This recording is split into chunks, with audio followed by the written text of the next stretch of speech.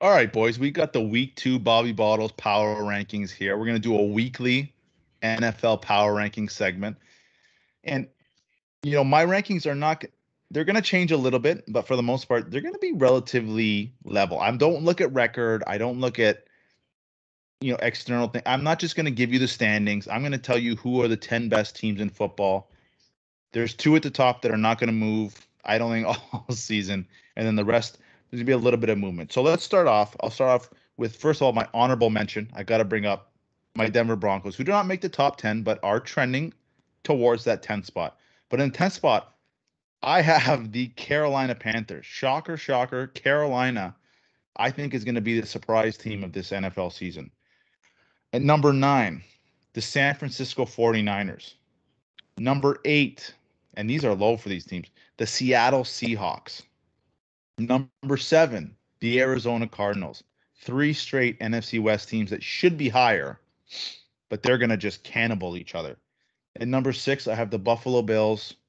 Number 5, a little bit higher than I wanted, but the Green Bay Packers. I got number 4, the Cleveland Browns. Yes, they are a little high. I know they've got the loss. I know they didn't look great, but that roster's electric.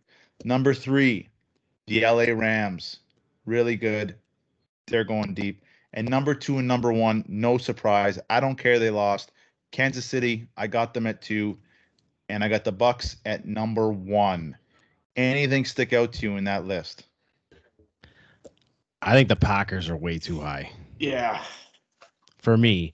And I think I would almost put the Rams in that top tier with those 2 teams that you said wouldn't move. The Rams are really impressive.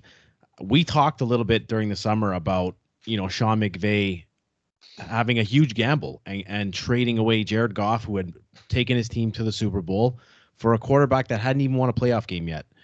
But it's paid off dividends. It's been a great move so far because Stafford has looked great. The offense has just been taken to another level, and the defense is always good. So I could totally see them coming out of the NFC this year. Yeah, I think they're going to stay in that 3 spot, but I just don't think they're going to catch Kansas City. I don't think they're going to catch Tampa. I think they're going to lose games just given the division they're in, but they are a really good team. That's why I think they're going to stay at 3. And then having the Panthers in the top 10, not Baltimore, who just beat probably the best team in the league, that's saying something right there. But I do respect the Panthers. They look really good this year. The offense looks a lot better with Sam Darnold, and their defense has taken a huge step. If you're looking for a fantasy defense, they might even be on your waiver wire. There's a free tip for you right there. But check out that Carolina defense. So I would put them in the honorable mention. I wouldn't put them in the top 10. I think you're a little overzealous there. Yeah, Baltimore maybe. I just think they're so depleted at running back. I think this is too much for Lamar, and that division is too tough. I know Pittsburgh's not the greatest team this year, but they're still formidable. The Browns. I think Baltimore is in real tough this year. It's just too much, I think, for Lamar to overcome. Frankie? Funny, that has deja vu from last year, yet they went to the AFC Championship. AFC divisional. Sorry, AFC divisional. No, I agree with you. It was really nothing. I probably still, just for the fact that they're 2-0 and they traveled from the west to the east, I probably would have had Oakland. Oakland. That's going to be a habit. Vegas, near the bottom of that top 10, at least as an honorable mention. Again, 2-0 and beat some decent opponents. Probably the only other team I'd have in there. So, well, I think it's interesting. 4 NFC West teams in the top 10. Do you guys agree that yes, all 4? Yeah, I do agree with that.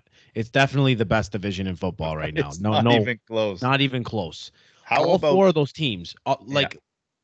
If I was to tell you that any 4 of those teams ends up in the Super Bowl, would you be surprised? No, none. Some are unlikely. Like I don't see the Cardinals making it to the Super Bowl, but if they made it, I wouldn't be too surprised. Let's put it that way. Like all 4 teams are awesome.